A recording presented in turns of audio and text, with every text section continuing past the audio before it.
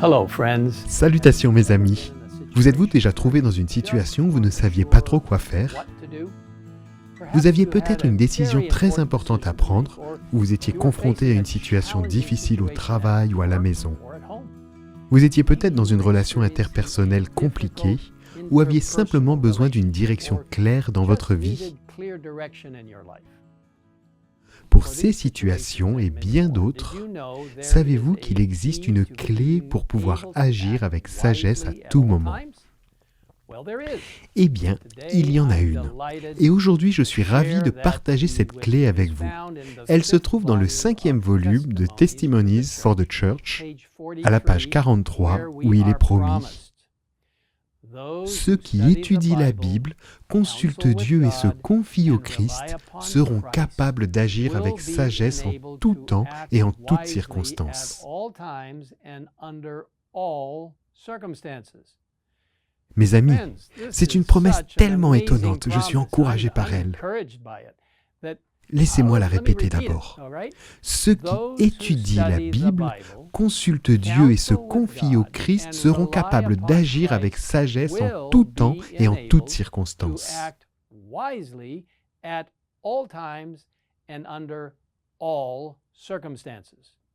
Quelle promesse incroyable et merveilleuse, être capable d'agir avec sagesse en tout temps et en toutes circonstances. Mais il y a des conditions pour que cette promesse se réalise. Dans les prochaines minutes, nous allons examiner chacune des 3 conditions énumérées dans la promesse. 1. Étudier la Bible. Remarquez qu'il n'est pas question de lire la Bible, mais plutôt de l'étudier.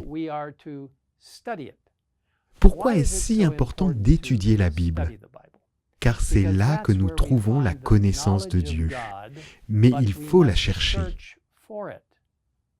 Dans Proverbes, chapitre 2, versets 1 à 6, Dieu dit à ses enfants: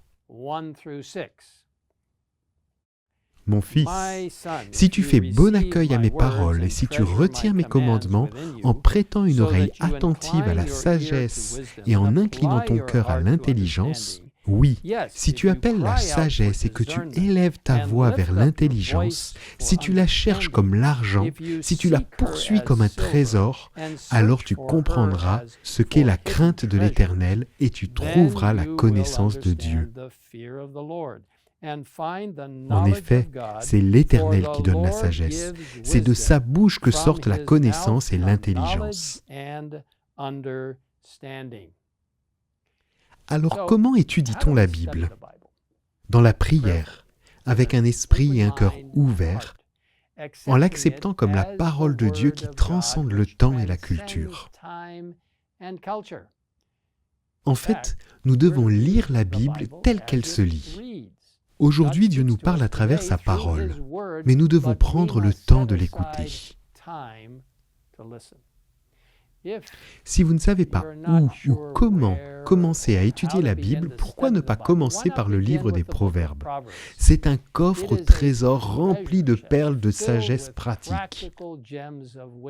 En fait, c'est l'un de mes livres préférés, à lire. Il contient des informations tellement personnelles et pratiques. Dans le livre des Proverbes, il y a 31 chapitres, un pour chaque jour du mois. Pour d'autres informations très utiles sur la manière d'étudier la Bible, je vous encourage à lire le document Method of Bible Study de l'Église adventiste du 7e jour que vous trouverez en anglais, en espagnol et peut-être dans d'autres langues sur le lien ci-dessous. Vous savez, le deuxième prérequis ou la condition pour pouvoir agir avec sagesse en tout temps et en toutes circonstances est de consulter Dieu.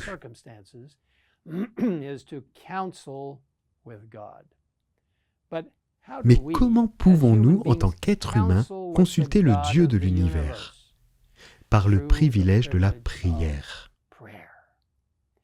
Et tout comme nous ne pouvons pas nous précipiter pour étudier la Bible lorsque nous recherchons la sagesse, nous ne pouvons pas nous précipiter pour prier. Remarquez, il est dit de consulter Dieu. Cela implique non seulement de parler, mais aussi d'écouter.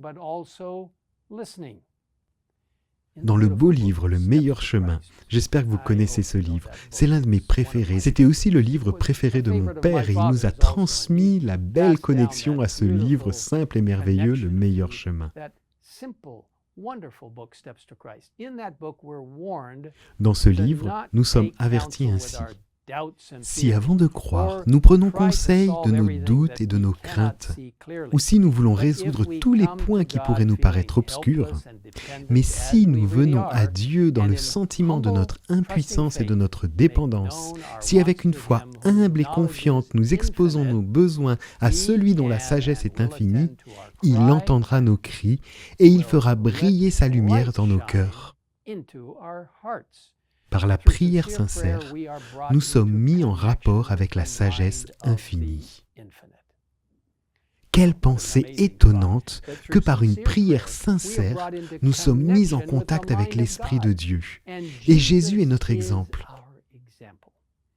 En dépit de son emploi du temps chargé, il nous est dit dans Marc 1, verset 35, « Vers le matin, alors qu'il faisait encore très sombre, il se leva et sortit pour aller à un endroit désert où il pria. » Si nous voulons être capables d'agir avec sagesse en tout temps et en toutes circonstances, nous devons d'abord étudier la Bible et prendre le temps de consulter Dieu par la prière. La troisième condition pour agir avec sagesse est de s'appuyer sur le Christ. Cela implique reconnaître que nous ne pouvons rien faire par nous-mêmes. Dans le livre d'Ésaïe, au chapitre 53, un chapitre merveilleux, nous lisons ce qui suit au verset 6. Nous étions comme des brebis égarées. Chacun suivait sa propre voie. Mais Dieu soit loué par le Christ, nous pouvons être plus que vainqueurs grâce à celui qui nous a aimés. En effet, j'ai l'assurance, écrit Paul dans sa lettre aux Romains, que ni la mort, ni la vie, ni les anges, ni les dominations, ni le présent, ni l'avenir, ni les puissances, ni les hauteurs, ni les profondeurs, ni aucune autre créature ne pourra nous séparer de l'amour de Dieu manifesté en Jésus-Christ notre Seigneur. Lorsque nous comprenons vraiment à quel point Dieu nous aime, il devient plus facile d'abandonner notre propre volonté en faveur de sa volonté omnisciente, sage et pleine d'amour pour nous. Car pour nous confier vraiment au Christ, nous devons cesser de compter sur nous-mêmes et abandonner notre volonté à la sienne en disant que ce ne soit pas ma volonté qui se fasse, mais la tienne. Lorsque nous faisons entièrement confiance au Christ, il agit de manière merveilleuse.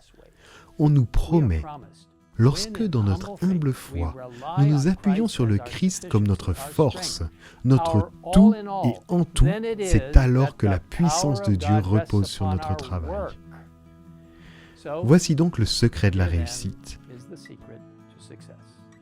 Ceux qui étudient la Bible, consultent Dieu et s'appuient sur le Christ seront capables d'agir avec sagesse en tout temps et en toutes circonstances. Que le Seigneur vous encourage et vous fortifie alors que vous faites vôtre cette promesse. Prions. Père Céleste, merci pour ces paroles encourageantes qui nous aident à comprendre que lorsque nous lisons ta sainte parole, lorsque nous cherchons conseil à travers la prière, lorsque nous nous en remettons entièrement au Christ et à sa puissance, tu peux vraiment nous dire exactement ce qu'il faut faire en toutes circonstances, à tout moment. Merci Seigneur pour cette merveilleuse promesse. Nous nous en remettons entre tes mains dès maintenant et demandons une bénédiction spéciale pour tous ceux qui écoutent ou regardent ce message. Aide-les à étudier ta parole, à te consulter dans la prière et à s'appuyer complètement sur Jésus alors que nous approchons de la fin des temps et du retour de Jésus.